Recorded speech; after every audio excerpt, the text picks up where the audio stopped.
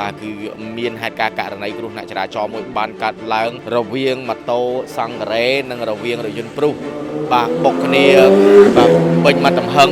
ធ្វើឲ្យម្ចាស់ម៉ូតូរងរបួសយ៉ាងធ្ងន់ធ្ងរបើតាមប្រភពព័ត៌មានដែលយើងទទួលបានហ្នឹងគឺរថយន្តព្រុសបាទគាត់ធ្វើដំណើរតាមបណ្ដោយផ្លូវកម្ពុជាក្រោមក្នុងទិសដៅបកត់ចុះពីស្ពាន7មករាក្នុងទិសដៅពីលិចទៅកើតមកដល់ចំណុចផ្លូវបំបី9ចុះស្ពានហ្នឹងក៏ត្រូវបានម៉ូតូសង្ការ៉េហ្នឹងបុកចំចំហៀងរថយន្តបណ្ដាលឲ្យម្ចាស់ម៉ូតូរងរបួសយ៉ាងធ្ងន់ធ្ងរនេះគឺជារថយន្តព្រុសដែលពាក់ស្លាកលេខភ្នំពេញ 2CA 2731បាទហើយបាទខូចខាតរបស់គាត់ហ្នឹងទំហំបាទចំហៀងរថយន្តនេះបាទនេះកញ្ចក់បាទទ្វារឡានបាទគឺកពិតចូលមកចំហៀងអីបាទផុងចូលហើយចំណែកឯម្ចាស់ម៉ូតូនេះគឺជាម្ចាស់ម៉ូតូនេះគឺជាម៉ូតូសង្ការ៉េបាទដែលពាក់ស្លាកលេខភ្នំពេញ 1JQ 9654បាទហើយអត់មានរងការខូចខាតអីទេដោយសារតែម៉ូតូនេះបាទដឹងស្រាប់ហើយអត់មានខូចខាតអីទេបាទគឺបុកខ្ញុំអាចសាកសួរតិចបានទេបុកបើកពីណាហើយម៉ូតូមកពីណាបានបុកគ្នារហូតដល់ថ្នាក់ម្ចាស់ម៉ូតូលោកគ្រូបាទខ្ញុំមកពីផ្លូវត្រង់ទៅស្ថមនេះលឿននេះខ្ញុំជិះយឺតហើយគាត់ជិះមកពីផ្លូវទូននេះគាត់ម៉ូតូគាត់អានោះគាត់ជិះម្ដងគាត់ដាក់ខ្ញុំភ័ក្រកដាលឡានគាត់ផ្លូវឆ្លងឬយ៉ាងម៉េចគាត់ឆ្លងខ្ញុំអត់ដឹងគាត់ឆ្លងទៅណាតែគាត់ថាខ្ញុំផ្លូវមកចេះខ្ញុំមើលឆ្វេងស្ដាំពេលហ្នឹងវាភ្លៀងដែរខ្ញុំមើលឆ្វេងស្ដាំទៅវា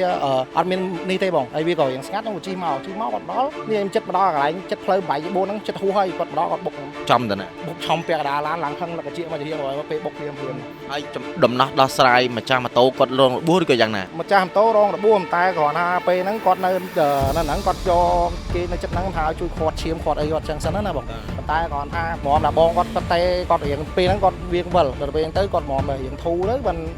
ត់តែឲ្យបងប្អូនគាត់មកហើយឥឡូវខ្ញុំថាឲ្យគាត់ទៅពេទ្យសិនទៅចឹងណាហើយគាត់ក៏ធានាឲ្យដែរមុនដំបូងគាត់ឲ្យទៅពេទ្យថាគាត់ធានាចឹងគាត់នៅដល់ពេលដោះស្រាយគ្នាមួយថ្ងៃអីបើមើលគាត់អត់ព្រមដោះស្រាយគាត់នៅតែនិយាយដែរដោះស្រាយអត់ចេញទេអត់ចេញចុះឥឡូវនេះបើដោះស្រាយអត់ចេញយើងត្រូវធ្វើម៉េចទៅតើមានគិតគូតាមច្បាប់តាមហ្នឹង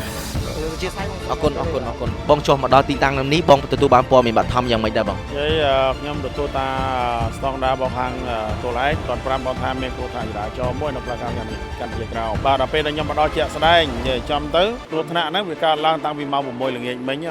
ប៉ុន្តែគាត់និយាយចំភាគីទាំងសងខាងហ្នឹងគាត់ប្រើមនោចេតនាដើម្បីដោះស្រាយជាមួយគាត់បាទចំពោះការដោះស្រាយរបៀបហ្នឹងក៏ពួកខ្ញុំគ្រប់គ្រងគាត់ធ្វើអញ្ចឹងដែរក៏តែគាត់ថារយៈពេលវាយូរពេកដល់3 4ម៉ោងដល់ទៅពេលហើយខាងម៉ូតូគាត់នៅតែប្រើពាក្យថាគាត់មានលទ្ធភាពគាត់អត់មានលទ្ធភាពទេគាត់ថាគាត់អត់លុយនៅតែប្រើពាក្យថាអត់លុយអញ្ចឹងណាឥឡូវនេះយើងនៅត្រូវធ្វើម៉េចបន្តទៀតបងក្នុងនាមបងជាមន្ត្រីក្នុងលក្ខណៈនេះបើសិនជាយើងមន្ត្រីមានតែបោះវែងយករសារទុកនៅអធិការឋានសិនរងចាំយើងអញ្ជើញគាត់មកពិភាក្សាគ្នាដើម្បីដោះស្រាយនៅអធិការឋានតគុណបងដោយក្តីគោរពបង